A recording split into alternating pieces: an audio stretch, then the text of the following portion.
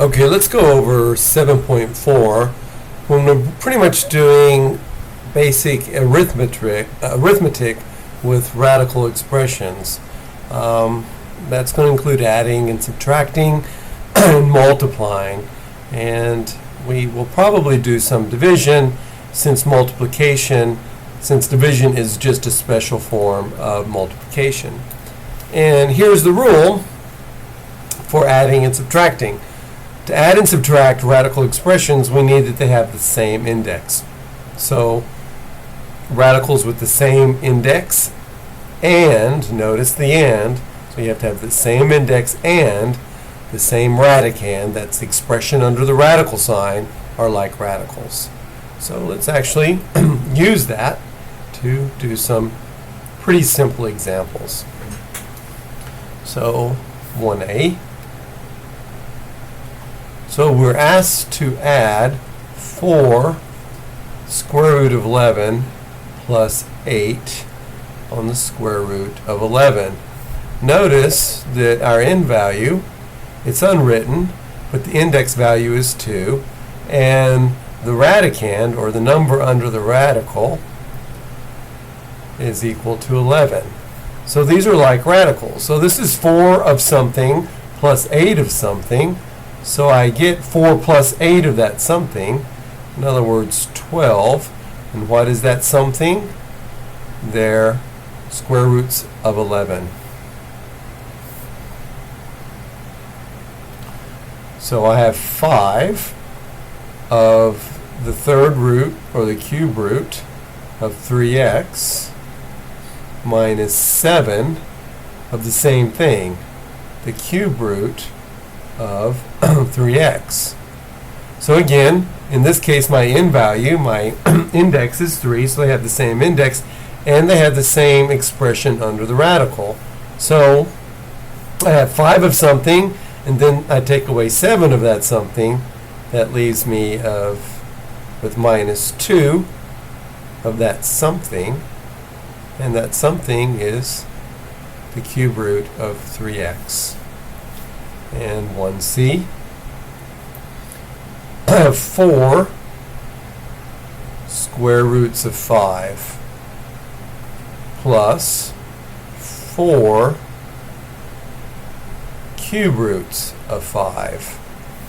And here notice that the end value here unwritten is 2, and the index value here is 3. 2 is clearly not equal to 3, so the conclusion is no simplification. We can add them, but we can't add them like this. We have to approximate them, and we can then, once we approximate them in decimal form, then we can add them. But this is all we can do. You just leave it. We can't simplify that. So just some more. Pretty much more of the same. Except here there's going to be a little trick involved. Because if we look at 2a, I'm asked to add the square root of 20 plus 2 on the square root of 45. So my indices are the same. They're both 2. They're unwritten, but they're understood to be 2. But my radical's not the same. But let's go over here. And in the cases where they're not the same, you always look at the one that is greater. 45 is greater than 20. So let's factor 45. 45 is equal to 5 times 9. And 9 is equal to 3 times 3. So what about 20? 20 is equal to, well, I guess I could do it the same way I did the other, is 2 times 10, which is 2 times 5. So let's go through and let's look at both of those. The square 20 is 2 times 2 times 5. So that's 2 squared times 5. Now when I said you look at both of them, in this case we actually looked at both of the radicands. You start at the larger one, because it could turn out that 45, when I simplify it, becomes some value times 2 times the square root of 20. But if that doesn't work out, you have to do both of them. And this is 2 times, well, 45 is 3 times 3, which is 3 squared, times 5. Oh, okay, it looks like it's going to work out. I hope you can anticipate. So since the index here is 2, the 2 squared comes out, and I divide the power on the 2 by the power of the radical. And what stays behind? My 5 plus 2 times the 3 is going to come out, and the power of the 3 is going to be divided by the index. What stays behind? 5. Well, 2 raised to the first power is just 2. So the final simplification is 2 times the square root of 5. Not the ultimate final, but the final of this little line right here, plus 3 raised to the 2 divided by 2 is just 3. So this is 2 times 3. This is 6 on the square root of 5. So notice that transformation gave me like radicals. So now I can add them. I have like radicals. The index was the same from the very beginning, but now I have the same amount under the radical sign. So this is, I have 2 of something, and I add 6 of that same thing to what I already have. So that gives me 8 of that same thing. And just in case you're not on board, that's 2 plus 6 times the square root of 5. That's where I'm getting the 8, is I'm just adding. It's kind of like coefficients of an unknown, but in this case it's not an unknown, it's a known. It's the square root of 5.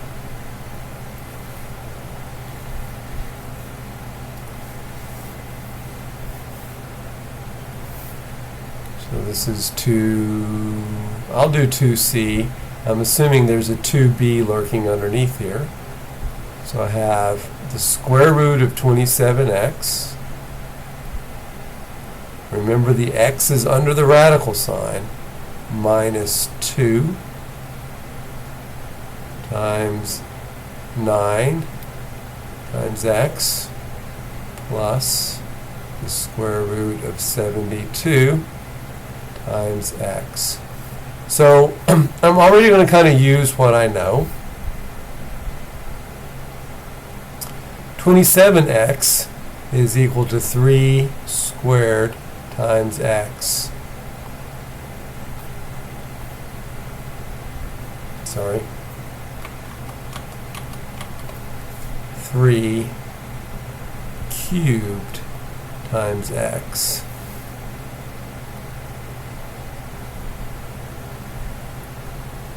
Nine is 3 squared. So all I have to do is come over here on the side and find out what's 72. I'm going to divide that by 2, and it's going to give me 36. And 36 is 6 times 6, which is 2 times 3, which is 2 times 3. So those are my factors. So 72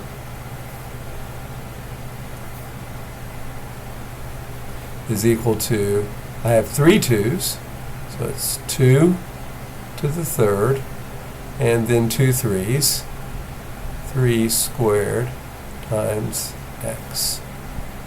So let's see what we can do here. So my index is all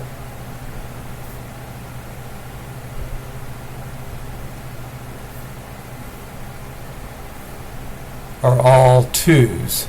So let's look here. I have 3 squared x, 3 cubed x, 3 squared x, 2 cubed times 3 squared x.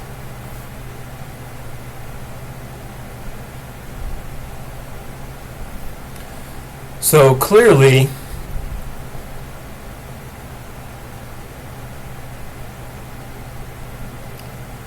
I may not be able to get like radicals in each case. Well, let's just do what we can do. So remember, my index is 2, so I'm going to write this as 3 times 3 squared times x.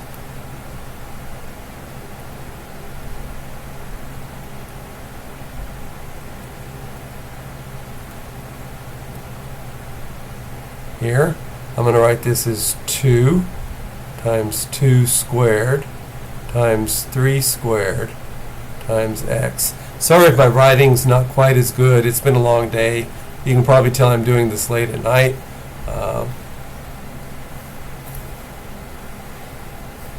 So let's do what we can do.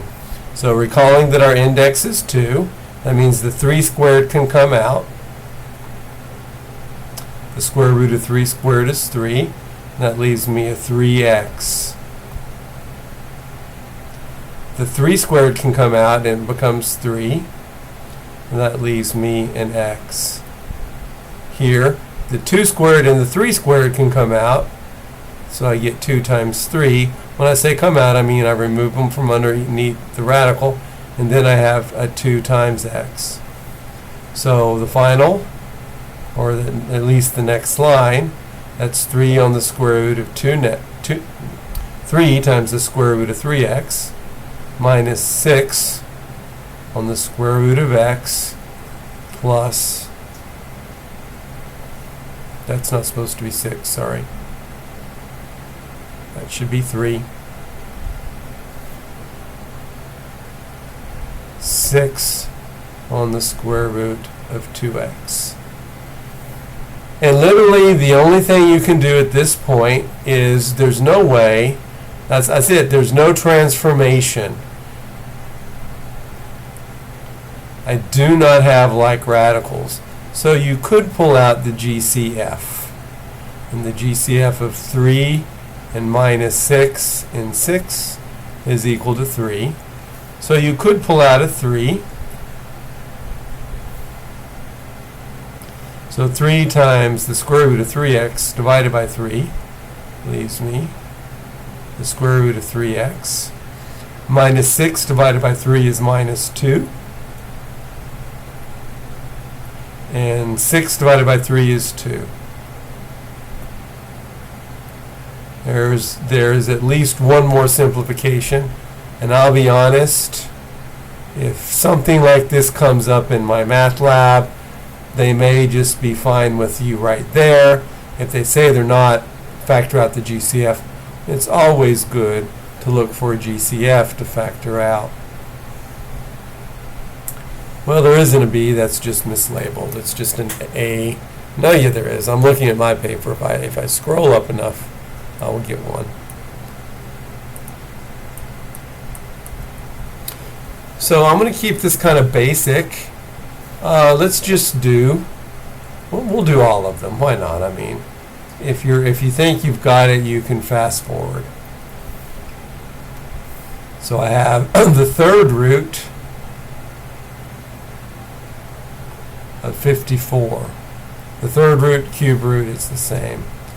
Minus 5 times the third root of 16 plus the third root of 2. So let's go over here and let's factor 54. 54 divided by 2 is 37. Nope, that's not right. It's 27.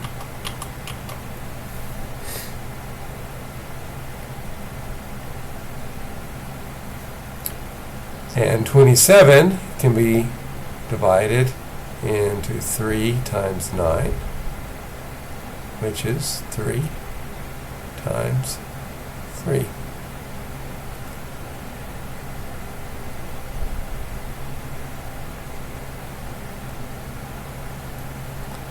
So that's equal to 3 cubed times 2. Let's do the same thing for 16. It'll be really easy. Divided by 2, 8.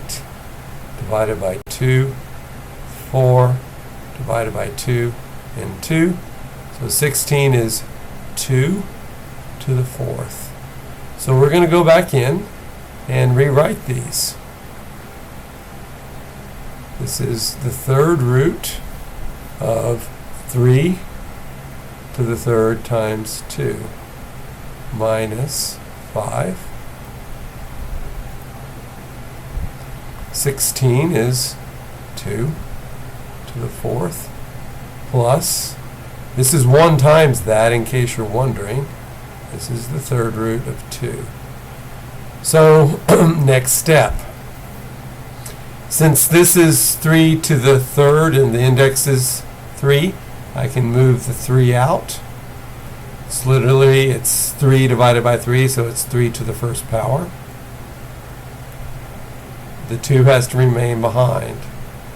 Over here, I'm going to do an intermediate step for you. Instead of 2 to the 4th, I'm going to write this as 2 to the third times 2. And over here, I just have the third root of 2.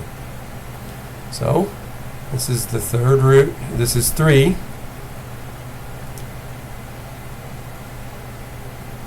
times the third root of 2 minus 2 to the third power of the third root, so the 2 can come out, and it's 5 times 2. It's not plus. What remains is 2, so that's the third root of 2 plus the third root of 2. I hope you can see we're getting really close to having like radicals. So the next step, this is 3 times the third root of 2. I'm going to make my pen size just a little bit smaller if I remember. Minus, now I need to get it just 1 tad bigger,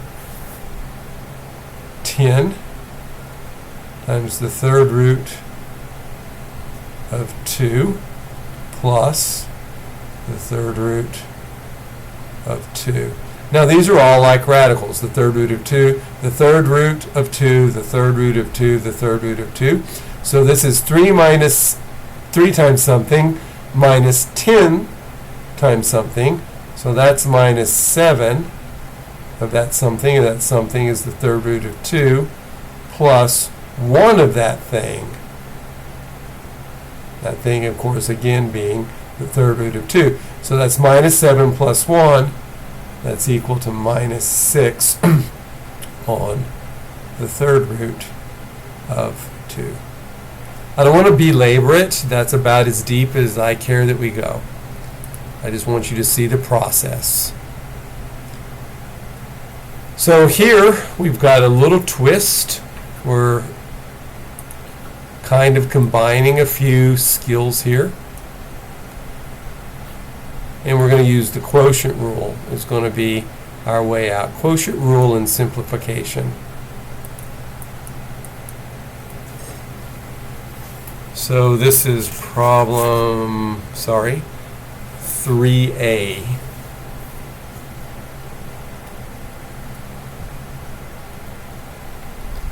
So I have the square root of 45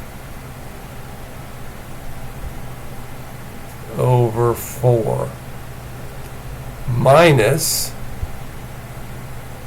the square root of 5 over 3. But I know I don't really have to do much. I know 45 is 9 times 5, right? But 9 is equal to 3 squared.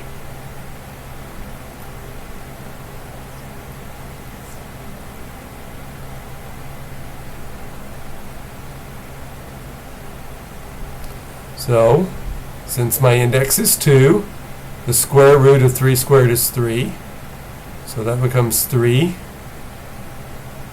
times the square root of 5 divided by 4 minus the square root of 5 over 3. So what do I need? I need to find the LCD of 4 and 3. And that number is 12. So now we're just adding fractions. So the answer is going to be over 12. It's my LCD. So let us divide my LCD, which is 12. This is my K1 value. Divide it by my first denominator. That's equal to 3. So my first term in the sum is 3, my K1 value, times my first numerator. Now let's find my K2 value. It's 12. It's my LCD divided by my second denominator, which is 3. So this is minus 4 times the square root of 5. So again, simplifying here, this is 3 times the square root of 5. That's 9 on the square root of 5 minus 4 on the square root of 5 divided by 12. Well, notice that my numerator, these are like radicals. So I can add them, actually subtract them. I have 9 of something and I take 4 away of those something. So 9 minus 4 is 5.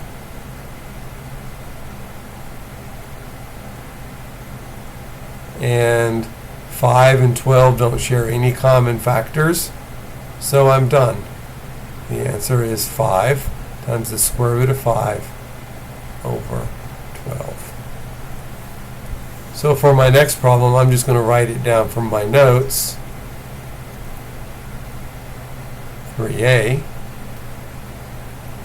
I have the third root of 7x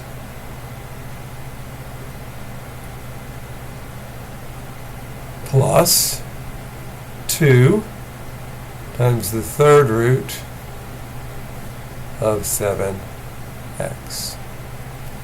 Well, the first thing I'm going to do is I'm going to use the quotient rule for radicals on this very first term.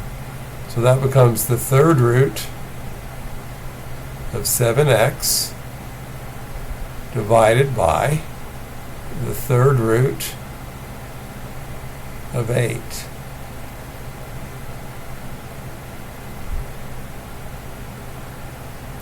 Plus 2 times the third root of 7x. But 8 is equal to 2 to the third. So instead of rewriting this whole thing, I'm going to erase my 8 and write that as 2 to the third. So this becomes, in the numerator, the third root of 7x, and the third root of 2 to the third is 2, plus 2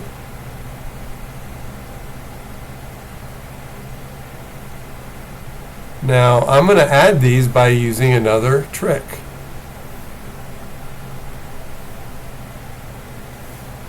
I need this over a denominator of 2 because I'm adding. So I just put it over the denominator of 2, but I can't really do that unless I multiply the top by 2 as well. So in other words, I can introduce a 2 into the denominator as long as I introduce a factor of 2 in the numerator. So that gives me 3, the square root of 7x.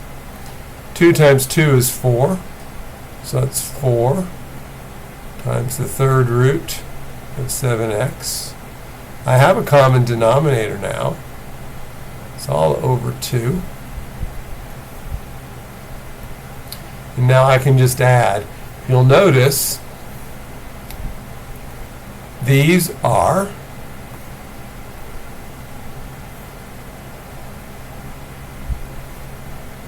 like radicals. So I have 1 of something plus 4 of something.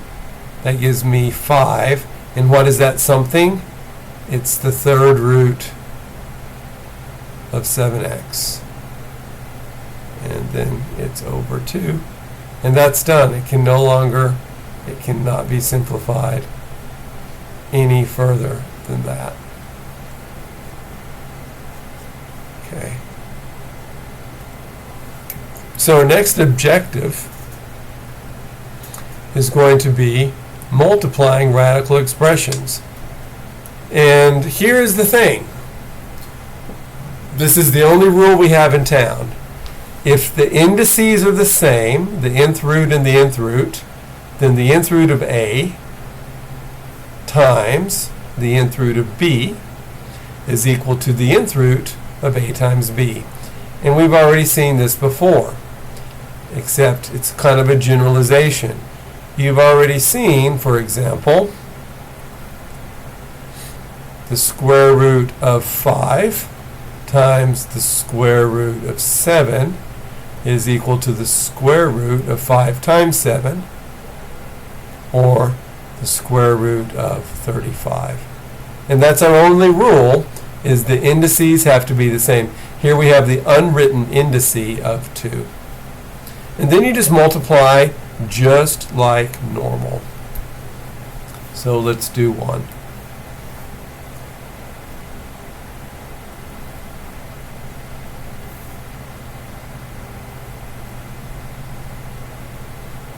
So I'm going to do the square root of 3. Distribution, everything else works exactly the same.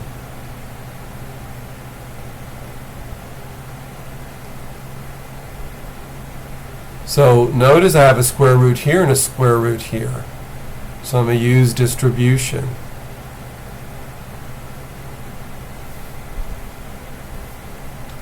This is equal to 5 times the square root of 3. And this is going to be the square root of 3 times the square root of 30. So that's the square root of 3 times 30 by the product rule I just gave you. So that's 5 and the square root of 3 plus the square root of 90. Can we simplify 90? 90 is equal to 9 times 10. 9 is equal to 3 times 3. And 10 is equal to 2 times 5. So 90 is 3 squared times 2 times 5. So I'm not going to be able to do much with this particular one, but I will be able to do just a little bit. I'm not going to be able to add them. There's nothing I'm going to be able to do that's going to give me like radicals so I can add them, but I am going to write 90 is 3 squared times 2 times 5. I'm just going to go ahead and write 10 there. So that gives me 5 on the square root of 3. And the square root of 3 squared is 3 on the outside. It allows me to move the radical, the number here, 3 squared under the radical to the outside of the radical, times 10. The operation in between those is plus. And that's it. No more further simplification is possible.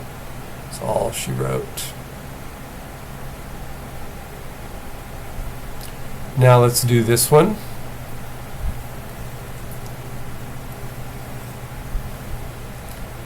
Here it looks really hard. It's not. Remember, math just builds up. That's the reason you can never let yourself get behind, because it builds up on top of each other. We're just going to use the same rules of arithmetic. I'll do this two different ways because I'm not for sure if you're using the FOIL method or the other method I'm using.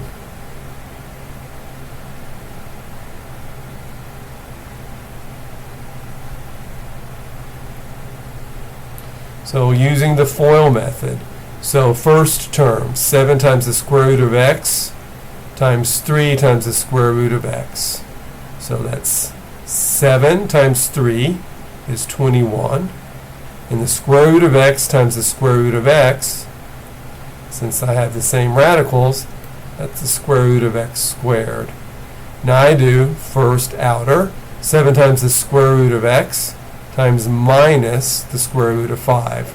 So that's minus 7 times the square root of 5x. I think you'll actually see this better when I do it the other way, but I'm doing it by FOIL. Now let's do the inner. The inner is 5 times 3 times the square root of x. So that's just 5 times 3, which is 15, times the square root of x.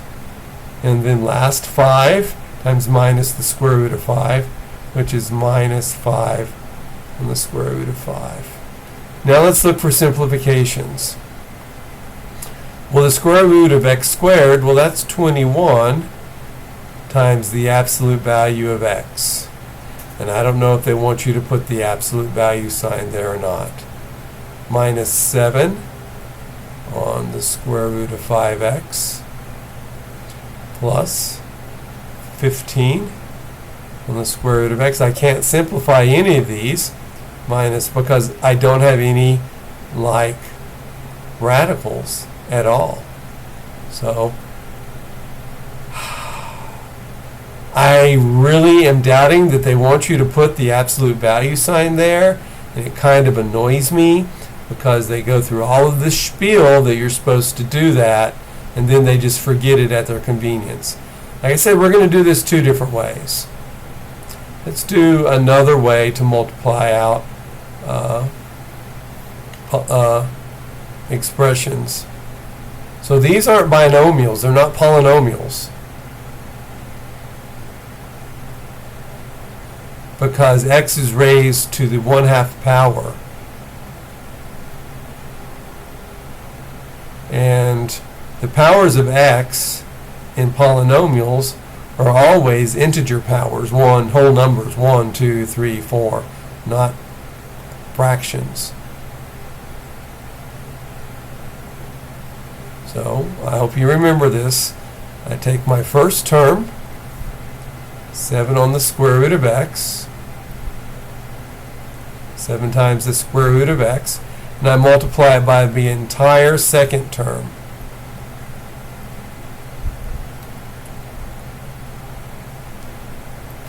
Then I take the second term in the first factor together with its sign, and then I multiply it again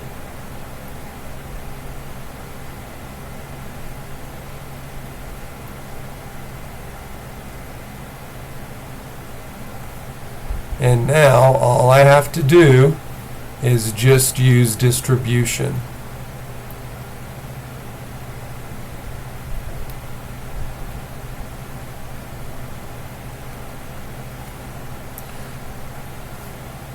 It kind of adds an additional step here. So this is 7 times 3, which is 21. The square root of x times the square root of x, they have the same index. So that's the square root of x times x, which is x squared. Then I do 7 times the square root of x times minus 1 times the square root of 5. So since our indices are still the same, that's minus 7 times the square root of 5 times x. We're ready to do the next. 5 times 3 times the square root of x is 15 times the square root of x. And 5 times minus the square root of 5 is minus 5 the square root of 5. If you look up, we have exactly what we had before.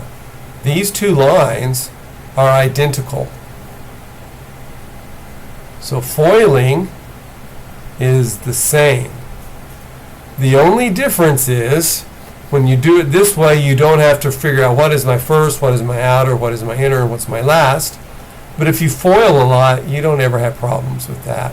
So again, I'm going to get the exact same answer as I did before, and there's no reason to go anything else, because what I would say now is exactly what I would say that got me this particular line here.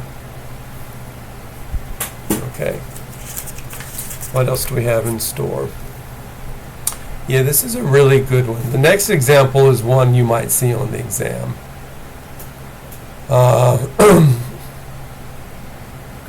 I think this is it. I do not think we divide. I think we just multiply. Let me see. Nope, we just multiply, we don't divide. So if you see division on your homework, if you can't figure it out, let me know. I'm not for sure. I did not touch this particular homework, so I'd say the homework, I would say the examples I'm giving you are precisely the same as everything given in this chapter. I didn't actually give the full chapter review. I know on the objective committee we have, I don't know if we have, I can't remember if we have division and multiplication. So here is what we're going to do. This is a really important a minus b times a plus b. That has this form, right? If I let a be 2x, the square root of 2x, and b be 5, then I have a minus b times a plus b. And this is a special factorization, right? It's equal to a squared minus b squared. And this literally right here is the one factorization you should absolutely have memorized. It's the difference of squares factorization. So I'm literally going to write the answer using it. So a squared, my a is square root of 2x, it's squared, minus b squared, well b is 5, 5 squared is 25. So the square root of 2x squared is just the square root of 2x times the square root of 2x. So that's equal to the square root of 2x times 2x, which is 2x squared. So literally it's 2 times the absolute value of x.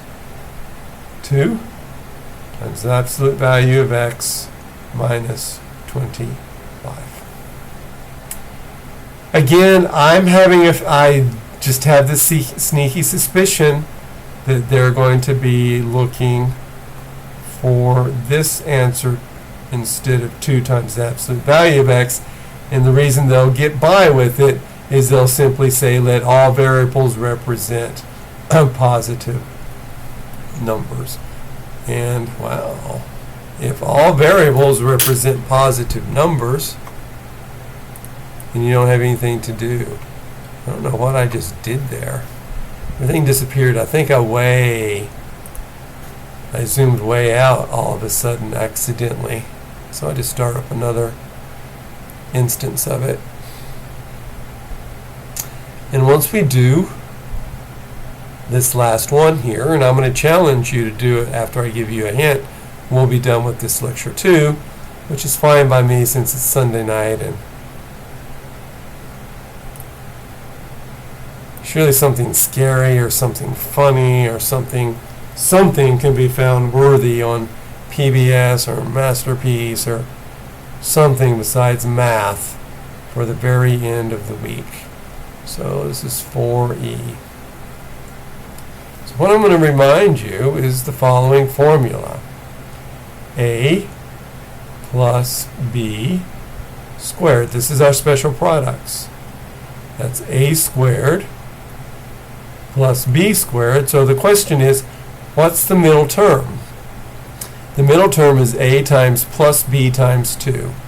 So that's plus 2ab. And that's exactly what we're going to use to make this problem relatively simple. So if you noticed, the square root of something squared is just a way to remove what's underneath the radical. If you don't understand that, I'll work it out. So of course here my a is going to correspond to the square root of x minus 3. My b is going to correspond to 5. So let's use the formula. The formula is the square root of x minus 3 squared plus 2 times b. Why am I doing b first? Because a is a radical and I want to have that at the end, plus b squared. Well, b is 5, and 5 squared is 25. So the square root of x minus 3 squared is x minus 3. 2 times 5 is 10 times x minus 3 plus 25. So I'm not done, because I can collect like terms, the minus 3 and the 25. So this is x plus 10 on the square root of x minus 3 plus 25 minus 3, which is plus 22. So I'm going to give you one more rule that I used right there. So you can call this a rule, a theorem,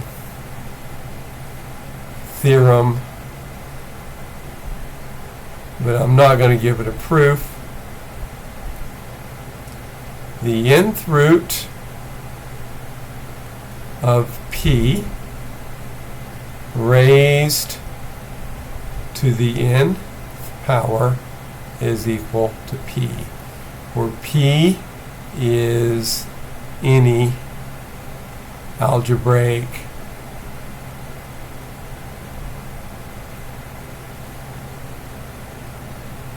expression.